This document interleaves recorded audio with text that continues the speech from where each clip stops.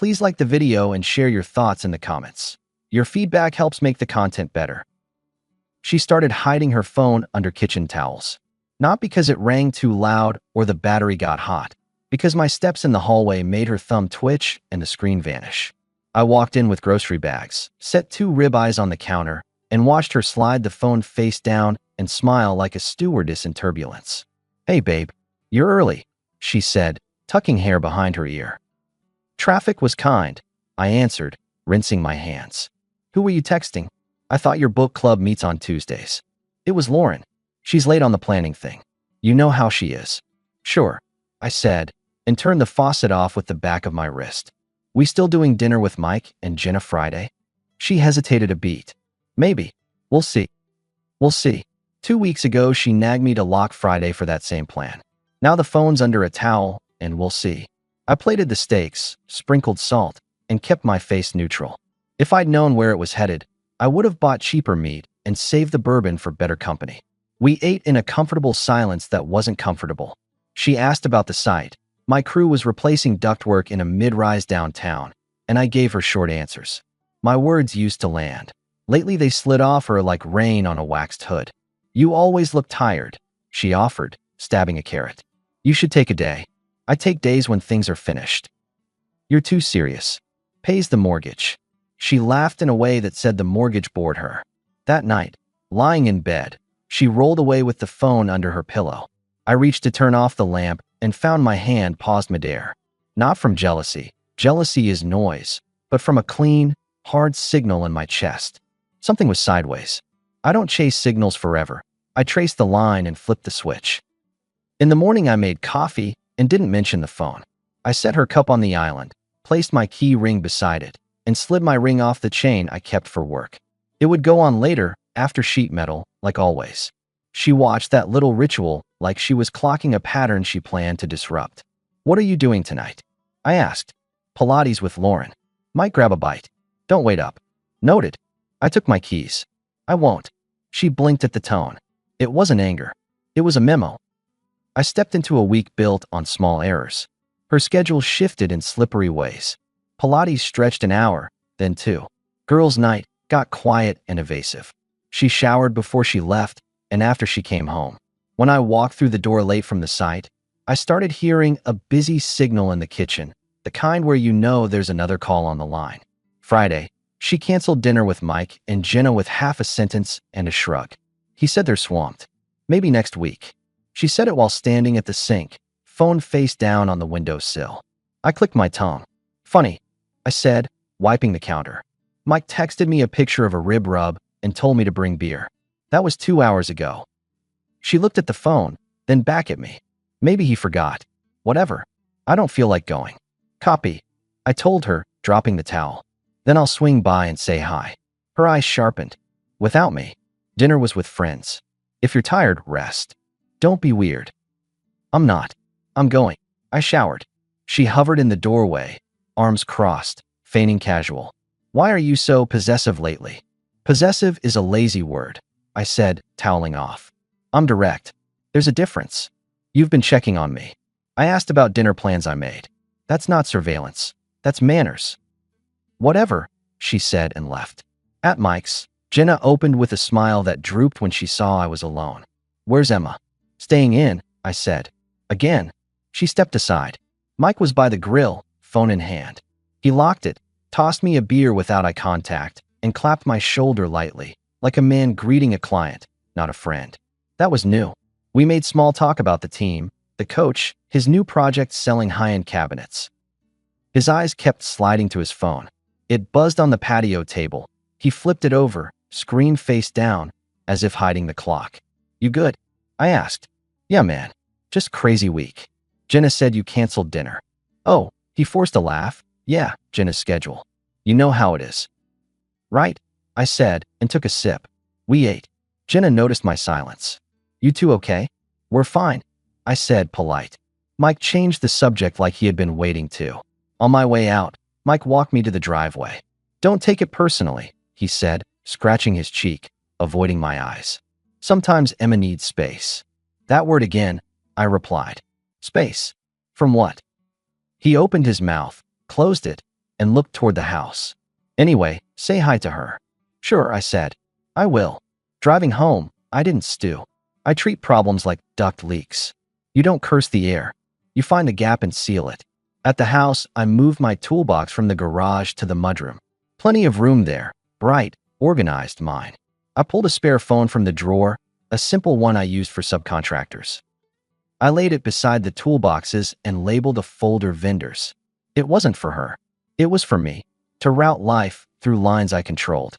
Then I opened a spreadsheet and separated shared expenses from my own. Autodraft for her yoga studio disappeared. The streaming services attached to my card went dormant. I scheduled a standing Wednesday dinner with my foreman Luis and our plumber Carl at the diner near the site. If she asked, I'd tell her. If she didn't, she'd learn by absence. Saturday morning, she acted like we were in a sitcom. Pancakes, loud music, kissing my shoulder while I flipped bacon. You were quiet last night, she said. I was thinking. About what? Schedules. Boundaries. How to get more sleep. She laughed it off and set a plate. When I reached for maple syrup, her phone buzzed against the cutting board. She snatched it reflexively. The screen flashed a name she didn't expect me to see. The first letters looked like me. Spam. I asked, topping off coffee.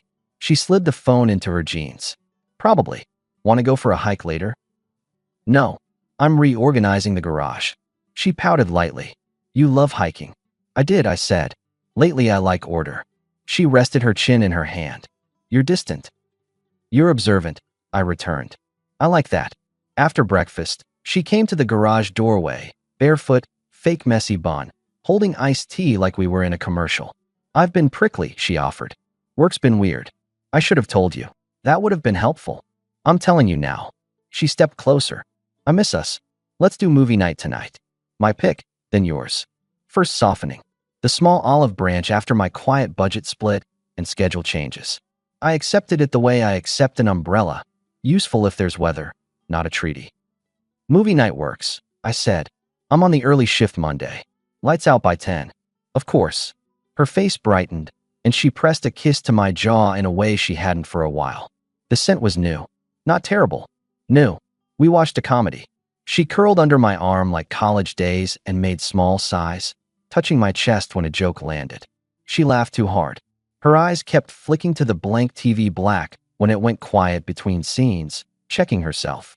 At 10, I clicked the remote. Already? She teased. Early shift, I reminded and stood. In bed, she rolled toward me. Not the usual prelude. Something sweeter, more effortful. Generous. I held her hand and kissed her forehead. Rain check, I said. I meant lights out. You're serious, she said, half laughing. I usually am. She didn't push. She turned, phone still under her pillow. Monday, we had a long day at the site with a failed inspection I had to fix by end of week. I told Emma I'd be late Tuesday and Wednesday. She smiled too fast. Oh, okay. Anything you need from me those nights? I asked, putting my steel toes near the door. No, I'll be at Lawrence. We're planning a trip. What kind of trip? Girls. We might go to Vegas. Just a week. Son, shows a break. She said break, like we were running sprints together and she needed water. I looked at her, really looked. Fresh manicure, new jeans, push to girls, and the word might pulling double duty. We're adults. Adults don't guess. Adults verify. I'm not against you traveling, I said. There are a few terms. Her brows rose. Terms. I don't do uncertainty. If you're going, give me the exact dates today. Share the flight info. While you're gone, we pause shared accounts. I'll handle the mortgage. Everything else goes on hold. When you're back, we talk schedules again. If that's too heavy, don't go. Her face tried on 3 expressions in 2 seconds. You don't trust me.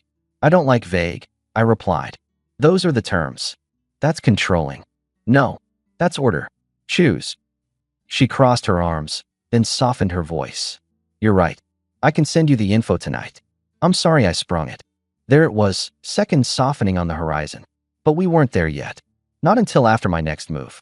Tuesday night, I called a number a buddy at the firehouse had slipped me 2 years earlier for a different mess that never materialized. Name's Ray. The voice said, low bored. What's the work? Discretion, I said. My wife's planning a trip. I need to know what the trip actually is. Dates. Next week. Says Vegas. Payment. Upfront by wire. Daily rate plus travel. You send hourly updates. Photos where possible. Got it. He paused. You sure you want this? I'm sure I want clarity. Ray didn't care why. He cared about the clock. I wired the retainer. He sent me a packing list. To send, not for me. 2 hours later, he confirmed her flight and seat.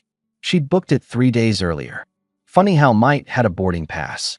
That night, she climbed onto my lap while I was sorting site reports at the dining table. I hate how distant we've been, she murmured. I don't want this trip to feel like I'm running from you. You'll do what you do, I answered, setting the reports aside. When you're back, we'll be honest. I am honest. She kissed me like she wanted to erase a mark she thought she'd left. Then you won't mind the terms. Of course not. Her eyes were bright and watery, the kind of shine people think passes for sincerity. She made dinner, poured wine without asking, played old songs we used to put on when our couch still had the new couch smell.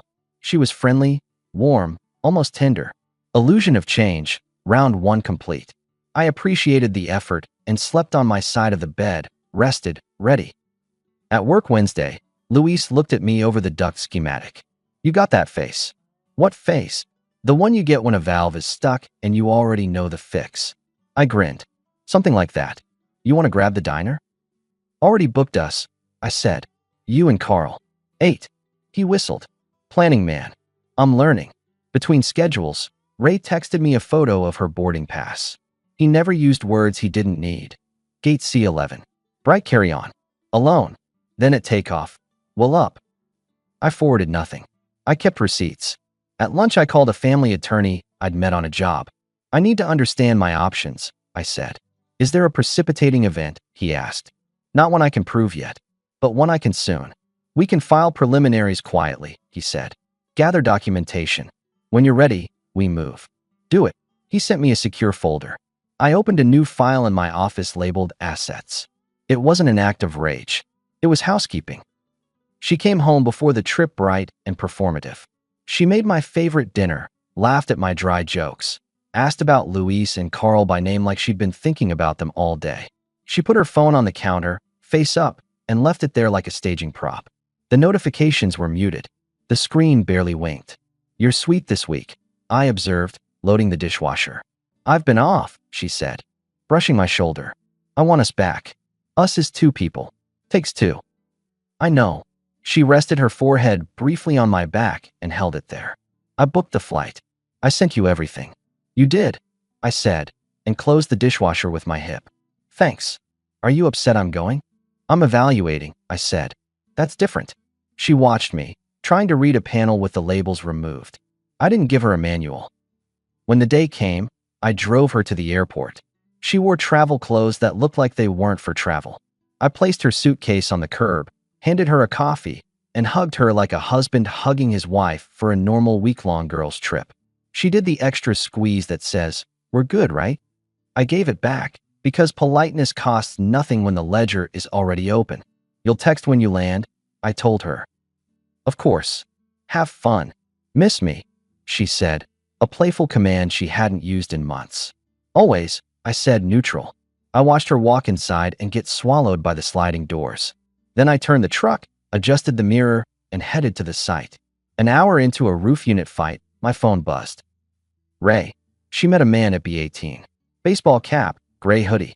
Embrace was for familiarity, not hello. Boarding together. Seated separate rows. Land, regroup. Another buzz, a photo. Her smile was different than the one she gave me at the curb. Not bigger. Looser. She tilted her head toward him in a way I'd seen at our kitchen sink when she wanted me to try a sauce. Luis glanced at me. Good. Better by the minute, I said, and reattached a panel. Every hour, Ray's updates came. Taxi to Hotel X, separate check-in. He pays cash. She uses her card. Elevator together. Then, poolside lunch. Heads close. Not discreet. Photos, too clear to misread, arrived with timestamps. Not a drama. A sequence. That night she texted me a photo of a show poster and 3 hearts. I sent a thumbs up. Not sarcastic. Efficient. Day 2. Ray. They're in a cab to off-strip restaurant. Separate tables first. Joined by dessert. Depart together. Photo. his hand low on her back, her head tipped. The noise in my chest wasn't noise anymore. It was a straight tone. I sent the photos and logs to the attorney's folder with a label that didn't editorialize. Travel_week timestamps. He replied with one word. Received. We moved the plan forward. He prepared documents for me to sign when I told him to. Quiet, clean, exact. On day 3, my neighbor from 2 doors down, Mrs. Carter, waved me over as I was hauling an old cabinet to the curb. Emma's on a trip? She asked, adjusting her visor. Girls' trip. Those girls do a lot of trips. She peered at me over her sunglasses. You holding up? I'm working and sleeping, I answered. That covers most needs. You're steady, she said with approval. Steady wins.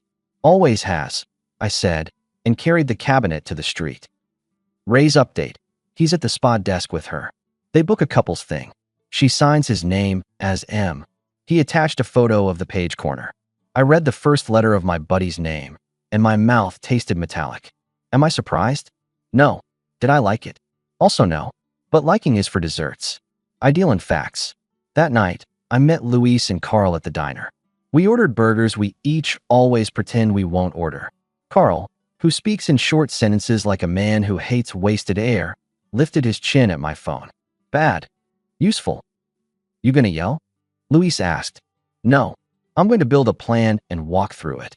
Man work, Carl said, satisfied, and dunked a fry. On day 4, she sent me a selfie with Lauren by a fountain. Lauren wasn't in Vegas. She'd posted a photo from her backyard with her kids. I knew because Jenna group chatted a backyard trampoline accident with a "can you believe it?" message. Emma's photo had a reflection in her sunglasses. 2 people, not one. Neither was Lauren. I texted back. Hope you're getting sun. That's what a husband who believes the lie would say. I allowed her the comfort of her script while I wrote mine. Day 5. Ray. He leaves for flight early. She stays. Not together leaving. Then, she's at the airport now. Alone. He attached a photo at the gate. Emma in leggings, hair in a knot, looking down at her phone with a smile reserved for messages that reward risk. I sent the last batch to the folder. The attorney responded, signable tomorrow. I told him, prepare to serve when I text now. On the morning of her return, I moved through the house like a tech team before a major inspection. I set her suitcase space by the bedroom door. I gathered her things she used daily into a clean pile. I left the guest room empty, bed made, towels fresh. Not for her, just for order. Then I moved to my office, checked the printer, and lined up documents. Finally, I drove to the airport and parked in short term. I didn't hide. I stood by arrivals with a coffee and my phone like any husband waiting for his wife. They came down the escalator separately. She looked like vacation. He looked like he'd won something on a technicality. They saw each other, avoided eye contact for 2 seconds, then miscalculated and walked straight into a hug that had history in it. The kind that says, finally, and again at the same time. My friend Mike. His cap low, his head tilted our way out of habit. When her eyes found me over his shoulder, her expression turned into a math problem with too many variables. She stepped back. He froze. His mouth opened. He didn't call my name. He didn't need to. I knew it. I lifted my coffee by way of a toast and gave a nod that could be read as, not here. I turned and walked to the exit. Neither of us needed a scene. Scenes are for people who lost the plot. She took a separate cab, because of course she did. I drove home slow, like a man who doesn't need to rush the obvious. When she came through the door, she was bright and sugared. I missed you, she announced, dropping her bag. She stepped into me for a hug with heat that wasn't about me. I gave her the hug, because I'm polite. Then she leaned back with a smirk and said the line people say when they've decided that adulthood is optional.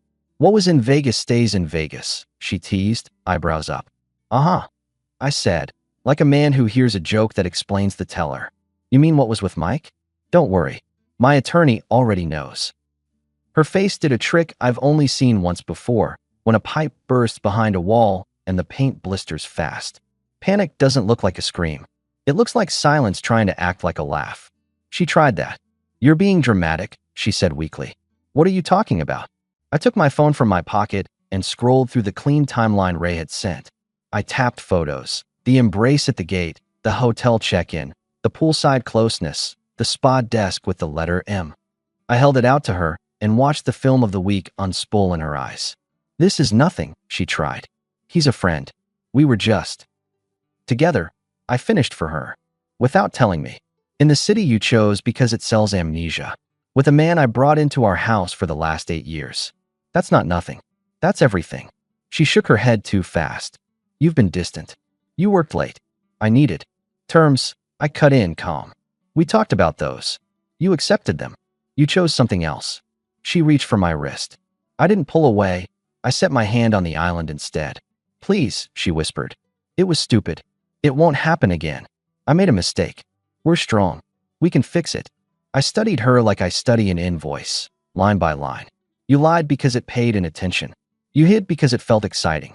You tested because you thought I'd chase. I don't chase. I correct. She stepped back, tears rising. You're going to leave me over a week? I smiled a little. No. I'm leaving you because the respect went on sale and you gave my price to someone else. That's a cruel way to put it. It's a true way. She tried to pivot to pity. Where would I go? To the man you hugged at arrivals, I said. He's familiar. He'll do. I don't want him, she pleaded. I want you. You wanted everything, I said, and walked to the bedroom. She followed, voice climbing with each step. Let's talk. Tonight. Tomorrow. Therapy. Anything. I opened the closet, pulled her suitcase from the shelf, and set it on the bed. Pack what you need for 2 weeks, I told her. You can send for the rest later. You can't do this, she snapped, temper finally finding the door. It's our house. It was our house, I corrected. It's mine. Title's in my name. You know why? You liked it until now. She looked around like the furniture would help. I messed up. You've never messed up. I've made errors. I've never called them vacations. Please. I won't yell, I told her. I won't throw things. I won't make this worse. I'm going to be clear. You broke the frame. We don't glue frames. We replace them. I walked back to the hall and opened the guest room door. This room's open until noon tomorrow, I said. If you need the night. After that, you're out. She sagged against the door frame. I can't believe you're serious. You spent a week betting I wasn't. She trailed me to my office, where the printer waited with a quiet confidence I respected. I lifted the top page and tapped the signature line. Here's the agreement for the split. I kept it fair. I'm not after blood. I'm after distance. You filed already, she breathed. I prepared, I corrected. I file when I text one word, now. This is cruel. Cruel would be spelling out all the details I know. I won't. I'm not interested in humiliating you. I'm interested in living in a house where the truth doesn't hide under towels. She cried. Not pretty, not theatrical. Real, but late. Give me another chance, she begged. I'll block him. I'll change everything. I'll quit whatever you want. You can change, I said. With Mike. With yourself. With whoever lives in your next chapter. I'm not your rehab. Her hands shook. You don't love me. I loved a version that existed when respect did, I told her. That person moved out first.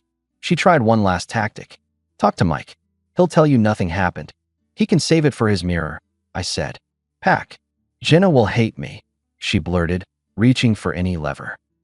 Jenna's not my problem, I said. Her voice went small. What will people say? That you gambled and lost, I answered, and that I paid my tabs. She spent the night in the guest room, moving around the house in soft footsteps like a teenager past curfew. I slept in my bed. The door was open. There was nothing in the air but the smell of detergent and end of summer. Morning came. I made coffee. She came into the kitchen, red-eyed, holding the agreement like a dead bird. Can we talk, please? You talked. It was in hugs and quiet purchases in a city you thought had no memory. I pointed at the suitcase. Deadline. You'd really throw me out, she said, a dare and a plea. I'm not throwing you, I said. I'm removing myself from a game I didn't sign up to play. She put the paper down, stared at it, then scribbled her name in the places marked with flags. I'll sign this, she said, voice flat. But you'll regret it. Doubtful, I answered. Integrity ages well. She packed. I didn't help. That's not cruelty. That's clean edges. She paused at the doorway with her bag, eyes on me, searching for a softness I didn't know. Can I come back if I figure it out? She asked. No. That's it. That's it. I opened the front door and stood aside. Take care of yourself. She held my gaze a beat longer, then walked past, suitcase rolling over the threshold like a period. Outside, she hesitated by the porch. What do I tell people? She tried again. Tell them the truth, I said. Or tell them a story. Either way, I won't be in it. Say something, she whispered, voice cracking for the first time. I did. Good luck with your friend. Her spine stiffened. She wheeled the bag to the curb and called a ride. When the car pulled away, I texted the attorney one word, now. He replied with a simple on it. Mike tried to call that afternoon. I watched his name light up my screen like a warning label. I let it ring out, then texted him, don't come by. We're done. He replied with a paragraph I didn't read. I blocked his number. Jenna texted 2 hours later. What happened? I called her. I can't get into it, I said, and I didn't. Take care of yourself. She started to cry. I hung up. I'm not a therapist. I'm a man with a life to rebuild, and I prefer wrenches to weeping. The next days were boring on purpose. Work, gym, laundry. I cleared out the bedroom like a hotel after a guest checks out. Fresh sheets, open windows, neutral calm. I removed our couple photos and put them in a box, not the trash. History deserves a box. I took the ring off the chain I only wore at work and dropped it in the same box. I labeled it with a date and slid it to the back of the closet. Luis noticed the lightness around me and nodded once, approval without a parade. Steady, he said. Steady, I agreed. 2 weeks later, I met a friend of Carl's at a barbecue. A woman named Brooke who worked in HR and asked direct questions like she was allergic to fluff. She didn't ask for a recap. She asked what time I woke up and whether I preferred the ocean or the mountains. I told her I like mornings and mountains that don't apologize for being tall. She laughed in a way that felt like it was for her, not to get points with me. We swapped numbers. I didn't promise anything. I moved into a smaller place across town with a garage big enough for a workbench and a driveway that fit my truck. The house had clean lines and a kitchen that made sense. I bought a couch that was comfortable enough without being a trap, a coffee table that didn't wobble, and plants I remembered to water because they were right there, not hidden behind a phone under a towel. Weeks turned into a quiet rhythm. Work expanded.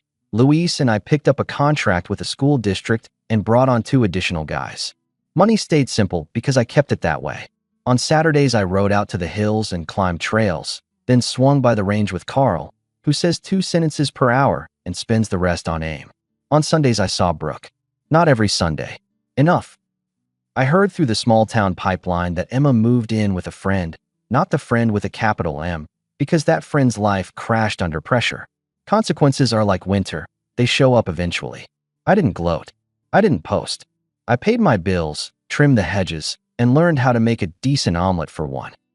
If you're expecting a big speech or a dramatic doorstep scene where she begs and I soften, you'll be disappointed. She texted once, a month after she left. I'm sorry. I was lost. I stared at the words, then deleted them without reading twice.